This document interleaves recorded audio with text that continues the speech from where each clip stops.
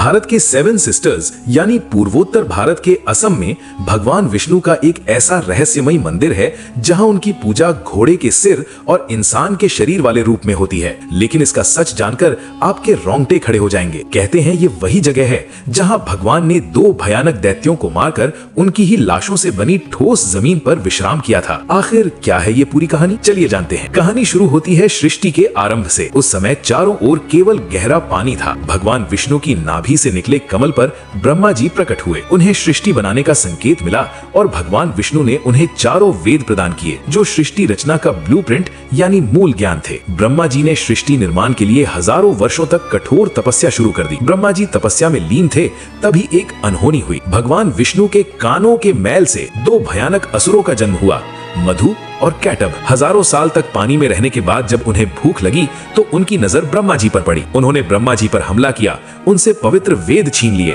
और उस अथाह समुद्र की गहराइयों में जाकर छिप गए। वेदों के बिना ब्रह्मा जी लाचार हो गए और सृष्टि का कार्य रुक गया। ब्रह्मा जी घबराकर भगवान विष्णु की शरण में गए, लेकिन समस्या बहुत बड़ी थी। मधु और कैटब ने तपस्या करके देवी महाशक्ति से इच्छा मृत्यु का वरदान पा लिया था, यानी वे अपनी मर्जी के बिना मर नहीं सकते थे। तब वेदों को वापस लाने के लिए भगवान विष्णु ने हयग्रीव अवतार लिया। उन्होंने घोड़े का सिर इसलिए चुना ताकि उसकी तीक्ष्ण बुद्धि और सूंघने की शक्ति से वे समुद्र के उस घने अंधकार में भी वेदों को खोज सकें। भगवान हयग्रीव पानी के भीतर गए और असुरों से हजारों वर्षों तक युद्ध किया, लेकिन वरदान के कारण वे मर ही नहीं रहे थे। अंत में भगवान ने अपनी माया से उन्हें मोहित किया और पूछा, तुम्हारी मृत्यु कैसे होगी? असुरों ने अहंकार में शर्त रखी, हमें वहां मारो जहां पानी ना हो, एकदम सूखी जगह। पूरी दुनिया में तो पानी ही पानी था। तब भगवान ने अपना विराट रूप धारण किया, अपनी विशाल जांघों को पानी से ऊपर उठाया और कहा, मेरी जांघें सूखी हैं। वहीं उन्होंने उन दोनों का वध कर दिया। मरने के बाद उन विशालकाय दैत्यों के शरीर से जो भारी मेद